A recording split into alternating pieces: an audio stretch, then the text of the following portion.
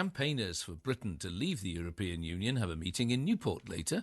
The Grassroots Out rally tonight will see speakers, including UKIP leader Nigel Farage, take to the stage at Rodney Parade, the sixth public meeting of the Grassroots Out campaign, the first to be held here in Wales. Let's talk to a Welsh campaigner for a British exit from the European Union. David Davies, the Conservative MP for Monmouth, joins us. Hello, David. Good morning. Tell me, how widespread do you think grassroots support for exit in Wales is? Well, it's difficult to say, but I've been out virtually every Saturday over the last 6 weeks, and I've had a really good response giving out leaflets and talking to people. But I mean, that's not very, scientific. So I think it's one of those things where we just have to wait and see. The bookies' odds are shortening, so who knows? I would say the odds are against us because, of course, the European Union have spent 40 years pushing out their own sort of propaganda. But on the other hand, I'd like to think that people are instinctively suspicious of this. And my view is we need to take back control of our money. We don't have any control over how it's spent. They can't account for how they've been spending it. Their own auditors won't sign off the books.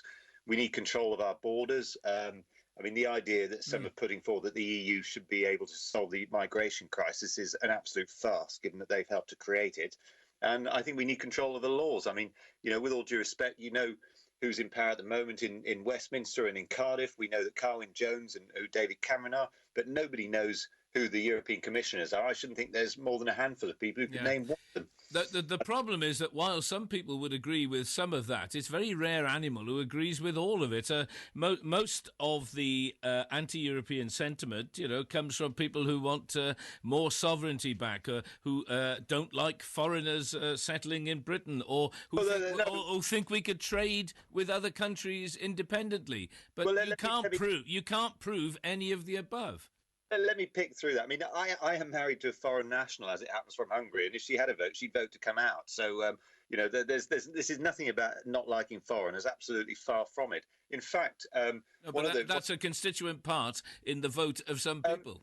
Well, a very big constituent part is actually people on the left, Labour Party supporters, who are extremely concerned about the new trade deal the EU are putting together, which they believe would lead to the privatisation of the NHS. And I've had more emails about that than any other single issue. And so my message to them is, if you believe if you believe that the trade deals that we make should be decided by British politicians who are accountable to you and who you can chuck out if they make a mistake, vote for Brexit. And that is a message that a lot of people on the left are taken very seriously. In fact, I believe there'll be a Labour candidate there tonight. David, when you go to vote at a general election, all the polling data available shows that leaving the European Union or membership of the European Union is at the very bottom of the voters' priority list when they go to cast their ballot. What this issue is about is party management for David Cameron to try and finally lay the problem he's got with a percentage of Conservative backbenchers.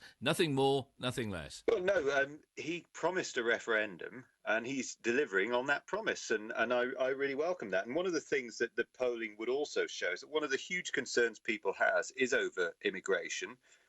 We are seeing a catastrophic failure of any immigration policy throughout Europe. We're seeing kind of third world shantytowns really and chaos springing up throughout the whole of Europe, partly because leaders like Merkel have invited the whole world to come here illegally, which is just an absolutely crazy thing to do.